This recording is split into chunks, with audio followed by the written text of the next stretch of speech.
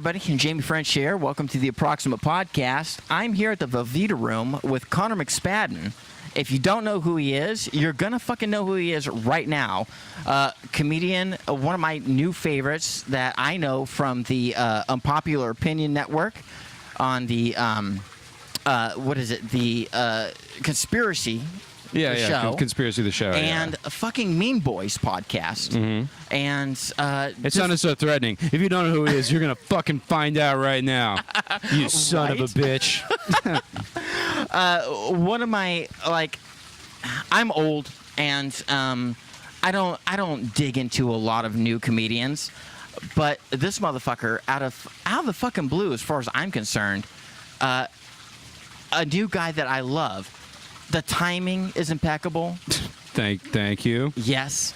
The speed at which the jokes come is fucking impeccable. This guy you need to know all about. Connor, well, I'm very flattered. I'm not good at taking compliments. It's really just like, wow, you said so many things about boners so quickly. That was really beautiful what you did. Do you see what I'm saying, motherfuckers? This guy... Okay, so look. I have one of two directions to go. One, I'm going to suck your dick for about 30 minutes. Or we're on a public patio. I don't know if it's going to be... That might be problematic. That's we're next to a waterfall, which is, if you hear the ambiance, if it sounds like we're doing this at a rainforest cafe. My first instinct is to just praise. Well, thank you. But I know that's not going to make good pod, so we're going to go the other way. Okay. And let's introduce you to the audience of the Approximate Podcast and anybody that might, happen upon the show and listen. Where's a good starting point? I guess, we're going to do that bullshit fucking... I'm basically going to make you read your bio. Oh, okay. Which is my accomplishments. Connor McSpadden. Well, so I've where been did on you get your start in comedy? Where did I get my start in comedy? In Orange County, and in 2012, bars in Orange County. Are you born and raised in California? Yeah, I'm from SoCal. I'm from Chino, which is about an hour east of Los Angeles, and I started doing comedy in OC and and around where I'm from. So just like little shitty kind of like dive bar type places, right. Late at night, and I just never quit, and now I'm in Austin, next to a waterfall. I like how you went through every fucking experience you ever went through to get to the end, thereby making we have no story to tell. I know, yeah. I don't know. I like how you I'm always uncomfortable. Here's where I'm from, and now I'm here in 3 sentences. Now we have nothing to talk about. I'm just not I'm not someone who likes to, I guess, wax poetic about my accomplishments or that lack thereof. I feel like I'm a loser and I haven't done anything. It's like, I don't know. I've been lucky enough to do some neat shit in comedy, I guess. But I'm on food stamps. I'm not I'm. Are you seriously? Are you seriously on food stamps? Oh yeah, I absolutely. I had to call my food stamps worker earlier today. Where I had to explain to the woman on the phone that I'm a comedian, and it was just like. Nothing will make you feel more impotent as a human being, and she was I think English was her second language. She was just it was I was just I'm a comedian, I tell jokes, and she's like, you tell jokes, and I was like, yeah, I do stand up comedy, I perform around the country, and I do funnies or whatever. Could you hear her shaking her head over the phone? I could hear her just being like, oh, fucking this guy's getting food stamps, which is how I feel anyway. I'm like, I guess it's not like I stole them out of the purse of a single mother on the bus, but I do feel I'm like, oh yeah, you don't make enough money being an artist, so you need free peanut butter from the government. But I don't know. I did comedy in SoCal. I started going on the road when I've been doing comedy for about a year, opening for headliners that would do little one-night shows in bars and stuff that I still do sometimes. Go out and do little shows in the middle of nowhere where the only reason people are coming is because it says comedy night, and there's two things to do in that town. One is meth, and one is stand-up comedy. So they're like, well, I got $10, and I want to fuck my wife, so I'll take her to comedy night. And she's like, hey, I took you on a date. Now we bang. And it's and I just yell at people. And because they're not going to like any of my opinions or my material. I mean, I guess I do the same 20 minutes for these people that I wrote when I was, a teenager, where I just go up and just, hey, a pussy is like this, and fucking Mexican people do this, and this, or whatever the fuck, And then, so I did that for a little while. Then I just was doing that. I did a TV show called Laughs, which is kind of a controversial thing. Like, I don't know, it's kind of like people make fun of it or whatever. But I did that, and that was like a little Fox. Like, it was like on several Fox stations, so I got to put Fox on my poster. So I was able to go. I started headlining this one night shows in bars, and I kind of made a living like that when I was 21, 22, just going in all up and down the shittiest parts of California and the the West Coast, basically driving in my shitty car, beating the shit out of it. Then I started doing Roast Battle. That led to getting to do the television show. In doing Roast Battle, I met Keith Carey and Joe Dosh, who I started Mean Boys with. After Joe left, we brought on Tom Goss. We started a Patreon. That's how I make a small amount of money now. And then, from that, I did another TV thing, and I got the little writing things. And I just I have no idea how I'm ever going to pay my rent every month. And that's basically the whole story, if that's what I guess you want. I love, not that I'm if that's what you wanted, but I mean, that's the gist of it, I guess. I love how you sped through your... dude, hold on. Stop it. Okay. First of all, let me backtrack a little bit. Okay. Because I know you gave me the spiel that that you feel is expected from you. I feel like that's what you just gave me. the broad strokes of what I've done with my life since I was 18. You I guess. gave me the broad strokes. Yeah, got you got the devil on your resume, and you're working with Fox, and you did a bunch of open mics, and you powers your way through. I guess, to where you are right now. Dude, fuck that. Hold on. First of all, let me back up and say I'm kind of from the same area that you are. I was born in Lompoc, California. Okay, all right. Lompoc, California, so just north of Santa Barbara. Yeah. And it's how weird is it that does California breed anything other than fucking mutants? Because you're born in California. Yeah. You make your way through comedy.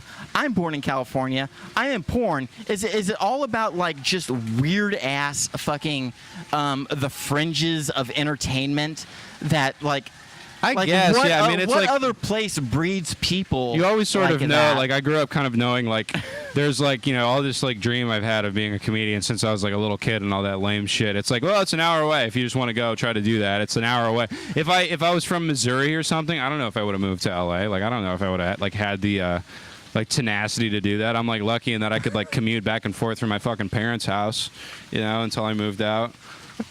What? But I think just I don't know, California, I think Southern California especially, and just with the way that culture is moving in general, I guess everyone sort of assumes that they're going to be rich and famous someday via happenstance. Yeah. It's at some point I'll be the reality show character, and then, I can do DJ appearances at nightclubs, and I'll have my own line of vodka or whatever. But that was the height of your ambition. Yeah, I think it's especially kind of pronounced in California.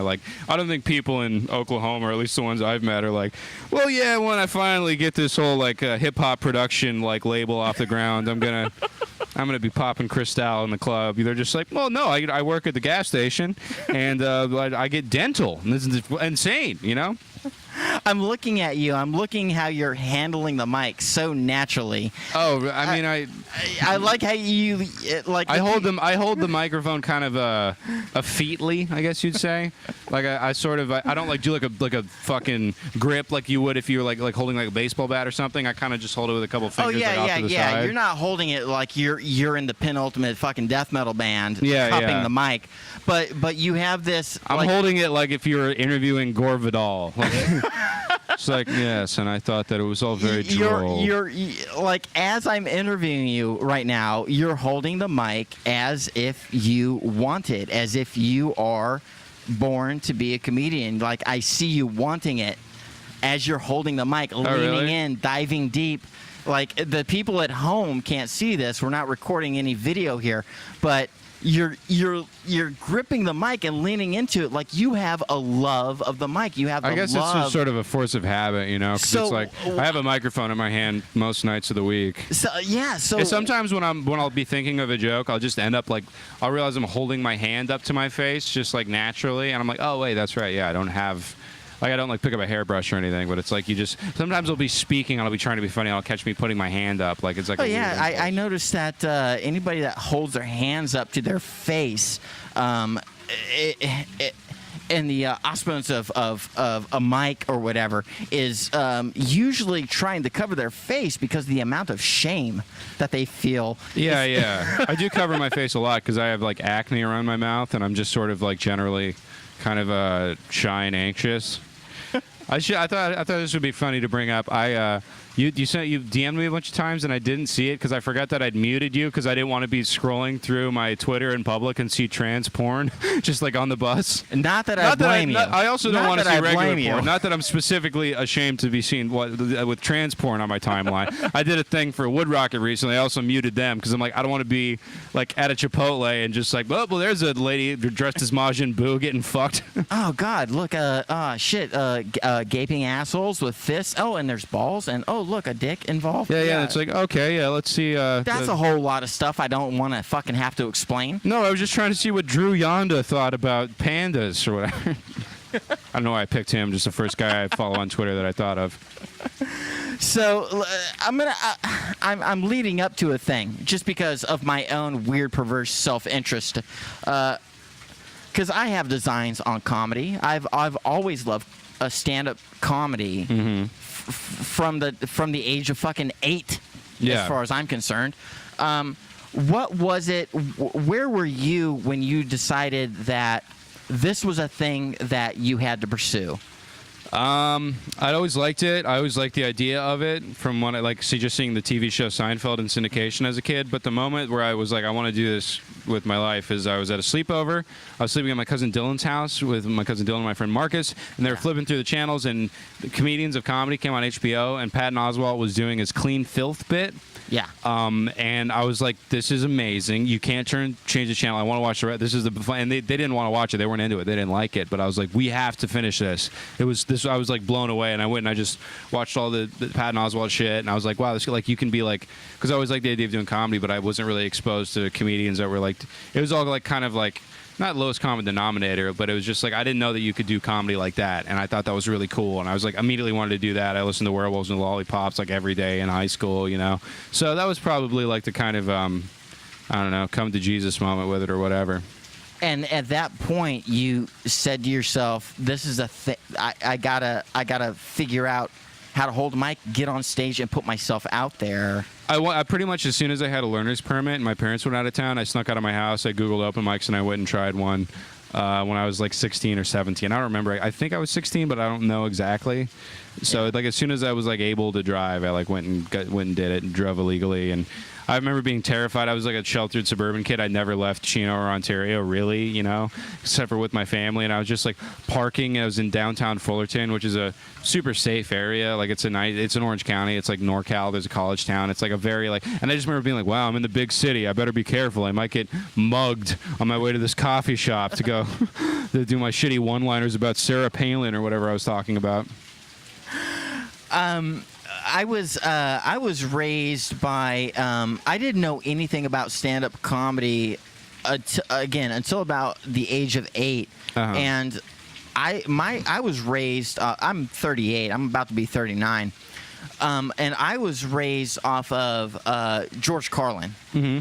I was there when the HBO specials were new and steady coming. Yeah. You know, once a year, and my dad, who I don't get along with, and who's not a good guy. I don't believe that for a second.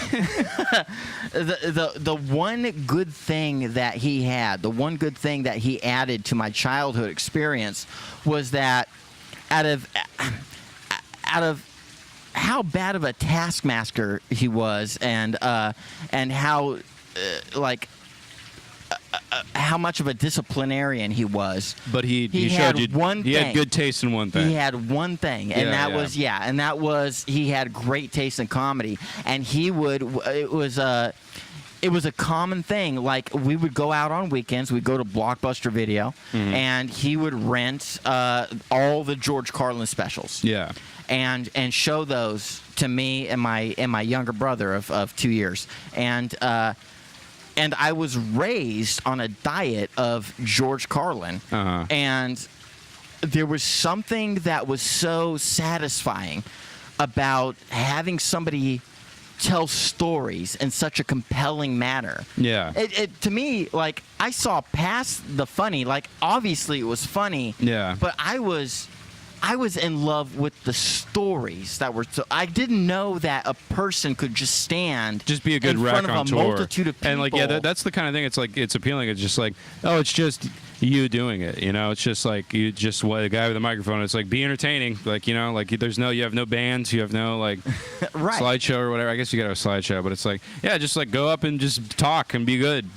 and that hit such a fucking chord with me as an entertainer. Because we aren't in the basic same business. We're entertainers. Oh yeah, we absolutely are. Yeah. The whole thing is like you tell jokes, you make people feel a way. And the only difference is what you do has more replay value.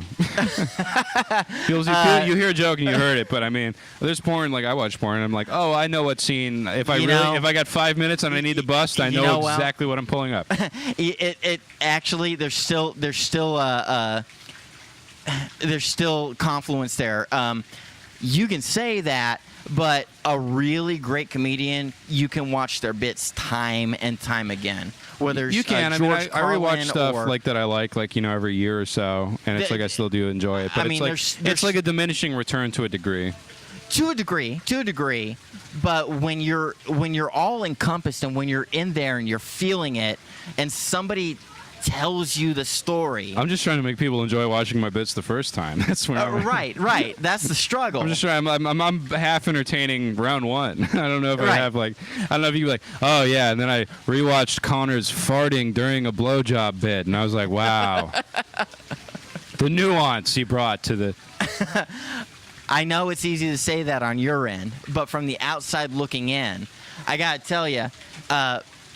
That there are a lot of people coming in. There's more people coming on the patio, which is very funny because they're like, "What the fuck is happening here?" We're watching two people talking to the void. Yeah.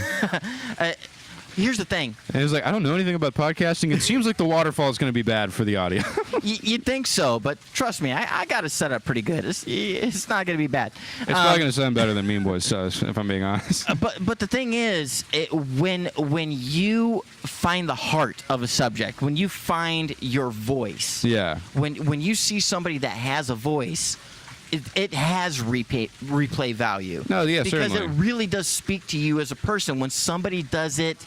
When somebody finally reaches that, like, kind of nth degree of relevance. It's like when a girl's doing doggy style and she has her knees together and the camera guy gets the angle right how I like it, and you know he's got his hands on her butt cheeks, and it's just like, oh man, I'm going to watch this 90 seconds over and over again, and it's more and more beautiful every time.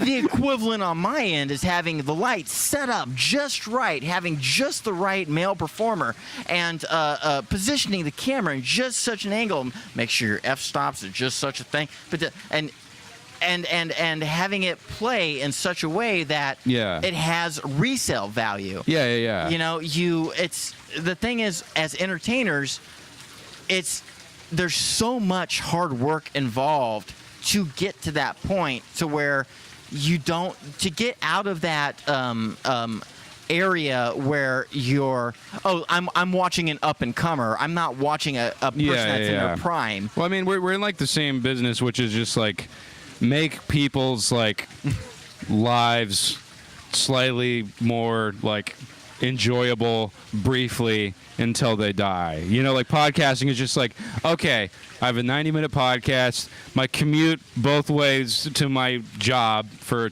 Tuesday mornings is slightly better, you know.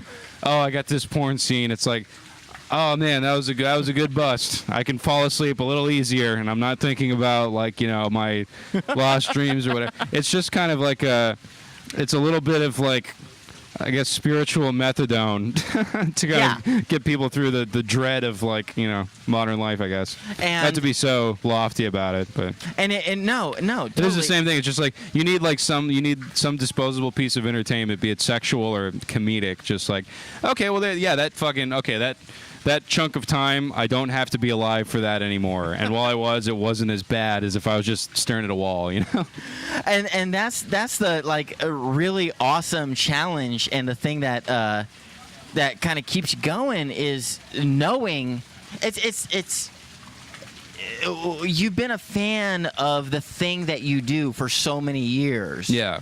And you're always judging yourself based on I feel embarrassed what to do comedy a lot of the time. I'm like, I'm doing a disservice to this like art form that I really enjoy. I look at the stuff that I've done, and I've been in the adult entertainment industry for 12 years, and I look at myself to this very day, and I look at it and I say, how dare you? How dare you? You call yourself a whore? Yeah. Like, what gives you the right to do this to this very day? And it's stupid because, like, I'm at a point now where I have the accolades. People have chunked a couple of awards at my head. Yeah. I make a good money. I haven't had to hold a fucking day job in fucking 12 years. Yeah. And I still look at myself and I go, why? Oh yeah, you shouldn't be able to get to do the this. imposter syndrome is like it never goes away, because like every time I get to do something like cool that I feel lucky to do or whatever, I'll look around the room and I'll be like, well, fucking one of these things is not like the other, like I'm just like, god damn it, like what am I doing? Like I'm not charming. How did I scam myself into this? Like I never really feel like, oh yeah, I belong here, Exactly. Yeah. Fucking exactly. And I think that's part and parcel for anybody that makes entertaining people their life's ambition. Yeah. Whatever the flavor is, whether it's stand-up comedians or porn star or acting or being a musician, whatever it is. Whatever you're doing. When you're on the artsy-fartsy side of life,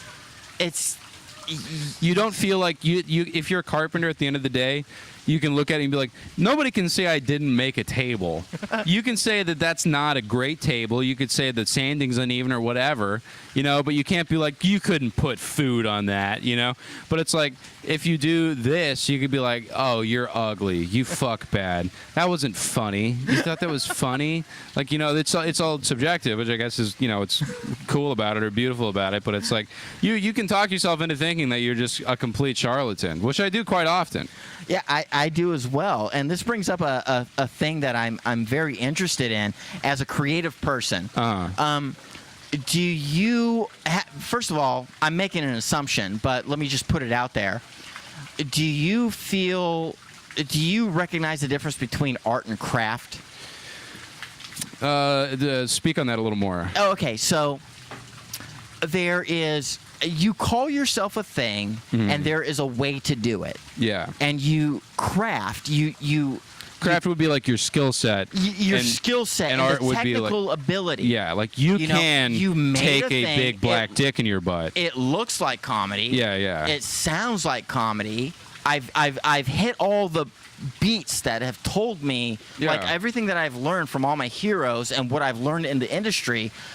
This is what comedy should be as a form. Yeah. As a function. But it doesn't feel like I'm adding anything new or putting any kind of spin on it. Art is when you transverse that. Yeah. And it's the same thing, again, with anybody that's in the entertainment industry. I do the same thing in porn. Like, okay, you're supposed to do this kind of thing. You're supposed to position yourself this way. The light should be this way. If you're going to craft, proper porn that people give a shit about, that sells, and that it kind of exudes your ambition. Yeah. These are the numbers. There are little things where it's like when you see a porn star that's really good, You know, I think of like, so there's like sometimes a porn star will have like a catchphrase, and you'd be like, you know, it's funny. It's like you just think of like, you know, like a blue collar comedy tour, but you'll be like, that's a really good fucking line. Like that, like like Rachel Starr sometimes will say, "I'm not your girlfriend," and every time she says it, I'm like, well, I'm coming. Like I'm just like, oh shit, oh good one, you know. Or like Gianna would just like fuck, and you're just like, she just fucking like like it's like she fucks kind of like I remember reading about this jazz trumpet player who he never learned how to read music, and he never like learned he just like picked up a trumpet and just started fucking with it, and he was really good. I'm like, that's how she fucks. She fucks like she's like Old Dirty Bastard Wrapped, where it's just like she just throws shit up against the wall, and you're like, what? I mean, just like the raw energy here is like, no one can say you're not bringing anything kind of like interesting to this.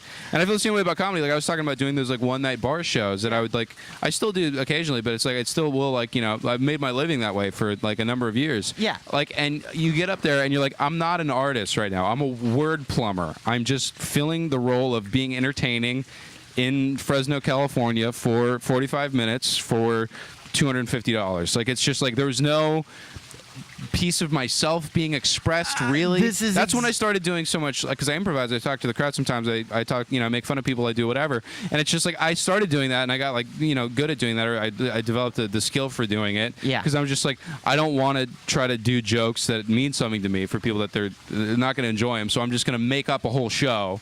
And I just got good at that to a degree where I would do that just about every time I went up, and I was just like, wasn't writing anything, wasn't really adding anything, and it was just kind of like I was just going and basically just having this weird like orgone therapy session at these people. It was just like Primal Scream, but with like making fun of people's jackets. It was a very This is the thing, and it's still funnier than my actual acts, but this actually brings me to the point that I wanted to ask was, do you, please, by all means. Yeah. Do I what? This is the thing I was going to ask was, do you feel that you're at a point that you're beyond craft and that you're starting to feel that you're getting your voice, or do you still feel like you're working on the mundane, day-to-day nuts and bolts? This is what I got to do in order to do this job. I don't know. I think is that too heavy of a thing to ask? No, not at all. This is really interesting because I always feel like I like kind of relate to people in porn a lot. Just a few people I've met in porn. Like we just did a roast into the porn stars, and they're just like, it's the same shit. Like porn stars and comedians. April O'Neil, right? Yeah, the April O'Neil roast on Pornhub. It's fun. It's funny if you want to go watch it. But it's like we do. It's like you look at a porn star schedule and they'll be like, well, I'm in Indianapolis this weekend, and it's like it's just like being a comedian, you know? Yeah. You do enough work to get a following, and you go, you know, you go feature dance or whatever. But I don't think so, and I don't think I'm being like self-deprecating or like hard on myself, but I still feel like I'm, I don't think I have a clear voice. I don't think I've really figured it out. I think I'm trying. I think for a long time I wasn't trying. I was just like trying to go get money and trying to like just go. And I'm like, this job is easier than fucking working at Ross. The only jobs I've ever had, I worked at Ross and Old Navy. I've stacked pants. Like I can't do that again. Like I'm like, it's way easier, you know, getting in a car, eating fast food, pissing in water bottles, and yelling at rednecks. Like that's an easy way to make money. Like I don't feel like I earn any of the money I get because I would have fucking done this shit for free anyway. Because I'm sad, I have this compulsion to do it. But I don't really feel like I'm actually like doing anything. Like I still feel like it's, you know, the craft. I still feel like I don't think I've synthesized it into something more than the sum of its parts. I'm trying to interesting. And now, you know, I'll try to write like interesting material about shit. Like I'll try to be like, let's go in after like, you know, something that's like I'm insecure about, you know. It's like I have a joke about like losing boners during sex, which is like it fucks me. Like I really feel bad like when I just like have a lot of anxiety, and I just like, I don't know, sometimes I fuck poorly. Like I've been better lately, but you know, it still happens every once in a while. And I'm just like, this is like humiliating, or like I got fucked with a strap on and I do a bit about it. And I'm like, it's all just shit that I'd be mortified if someone found out. I'm like, let me talk about that on stage, because I feel like that's something that dudes don't discuss. And I think that's an important thing to talk about. Not really important, but I think it's refreshing at least. And even then I'm just like, this isn't really like, it's all kind of like paint by numbers. That's one thing I felt, because I used to write and record music. You know, I played a lot of instruments when I was younger, and I was like, I never felt like I was making something beyond just like, I know that these chords go together. I never felt like it got to that next level of like, oh man, like how do you, like I think of a song that I think is really beautiful or something, and I'm just like, how do you fucking write that bass line to, you know, fucking paperback writer with that guitar riff and those kind of offbeat drum. Like, how do you bring all that together? That's so crazy that they fucking thought of that. It was always just like, nope, that goes like that, and that sounds good with that, and then that's a song, you know? That's so interesting because I as a creative person, Whoa! That's okay. No, Okay. it's okay. It's okay. Drop the She recorder. is still recording. We're fine. Nice. That's very interesting because I've been a musician for 22 years, so maybe there's some common ground to talk about there. At least a thing to kind of bounce ideas off of. It's really weird. Do you? Okay, so shittily, I will bring it back to me. I hate to bring it to me, but I will say I do got to go in like 5-10 minutes to okay. do the yeah, podcast. no, in the room. So I just got so a we way know. to wrap this up. I got a way to wrap this up. All right, good. But really quick, do you think it is? Have you thought about this to where maybe you think pursuing the craft is a way to find your voice? Like, what I'm saying is, you didn't know how to write the great bass line. You didn't know you could do the songs. You could record the things, but you never felt it. Are you too caught up in finding out how it all works and then expecting it to like give you this satisfaction that you're driving for just through the craft alone? Or do you? Here's the feeling that. Let me cut to the fucking chase. Here's the thing that I feel from when I see your stand up and when I hear you on podcasts. I feel like you're, and this is gonna make me sound like an asshole. Okay.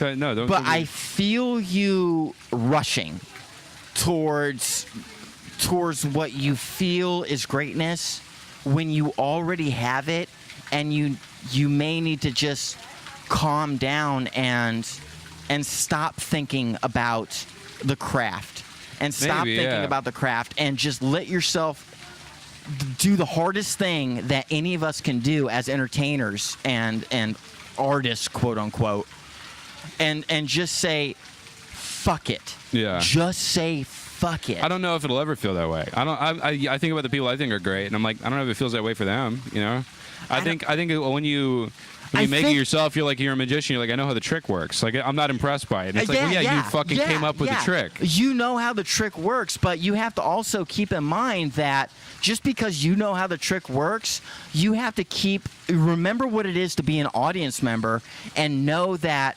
they don't know shit. They don't know nothing. Here's the thing about proper. They haven't like done it to the point that it's ruined for them. To a degree, no. Here's the thing. Remember what it is to be an audience member, and remember that it's all about their interpretation of the thing that you do. And you may know how the sausage is made. You may know what the give and take is. But as long as they laughed, as long as they came, so long as they laughed, so long as they came, you have to trust that they have filled in the gaps in their head that you're not even paying attention to. Like you're in this really weird position where you no longer get to have joy out of the thing that you found joy in simply by making the thing. That's kind of true, yeah. It is. Yeah. And so you have to shut your fucking head down and stop lambasting yourself and say, you know what? I'm just going to do the thing that I know is appropriate, and I'm going to let the audience fill in the gaps because they're going to appreciate this in a way that I can decide never if it's good because I'm going to do it anyway. Conceptualize. I can't conceptualize how they're going to take it, and it's for them anyway. So let them do the work. Yeah, let them do the work. I think you might be right. You know, so keep working at it. Keep doing the thing that all the losers don't do. You know, working. Despite your grievances, despite your self-doubt, you keep working and you let the audience fill in the gaps, and you just rest and trust your voice. No matter how shitty you think it is, they will fill in the gaps. I can tell you, as an audience member watching your stuff, you have it. You fucking have it. Well, thanks. So just trust your voice. We will fill in the gaps. Calm down. We will feel it because we already feel it. And so, okay, so I know you got to go. I know you got other shit to do. So let me just wrap it up there. Oh yeah, no, this was a great conversation. It was very interesting. This is shit that I'm afraid to talk about because I don't want to sound like a douchebag. So hopefully I didn't make too much of an ass of myself. No, I'm so happy that you are fucking. I feel so blessed that you're talking to me. No, blessed. Of course, yeah. No, Like I'm glad we finally. It was great to finally meet you because we've known each other on the internet a little bit. Yeah. Hopefully we can get beyond Twitter and create an actual rapport. Yeah, for sure. I think we've done just that here at this weird Mexican restaurant patio. Right. Yes. This is very distracting. I don't think our audience members will hear it, but god damn it, I hear it and I want to die. Do you want to put a bullet in your fucking head? I think the soothing water sort of opened me up more to be more vulnerable. I think the soothing water makes me want to fucking eat a bullet. Yeah, it makes me want to pee is what it makes me want to do, honestly. Okay, you got shit to do. So let's go ahead and do this. Plugs. Let's do the plugs. Oh yeah, I mean, Mean Boys you can listen to every week. It's funny. I'm proud of that. I like it. It's a good show. I will testify to that. We travel, so we got an email list. So if you like me, and you're like, oh, I go watch that guy. If you go fill out the little tour sheet and let us know what city you're near, maybe we'll come to your town and we'll send you an email when we're on our way. Fucking awesome. Now this is going to go live tomorrow, so you have room to promote future gigs. Okay, yeah, no, I'm if you live in Austin, I'm at the Velveeta Room. That'll be a fun one. Okay. I'm doing a show at my hometown club, the Ontario Improv, in September. I'm going up to the Pacific Northwest in August. So if you just get on that email list, you can find out all about those shows. So going to we're doing Mean Boys in Portland and Seattle. So that'll be all announced soon. Fucking A. Okay, so I'll have links in the description. I'll have this on YouTube, SoundCloud, all the fucking things you guys know. And Connor, thank you so much. Hey, this was a great chat. I sincerely mean it. I really enjoyed this conversation. I'm going to get up, and on mic, I'm going to hug you. All right, let's have a hug. Let's do it. I just got to go take a quick shower. Okay. All right, get the fuck out of here. You got shit to do. All right. Hey, thank you, Jamie. Thank you so much, Connor. Dude, this was Thank you so much. Thank you. It's great to meet you. I'm going to run in. I think I'm You too. Please.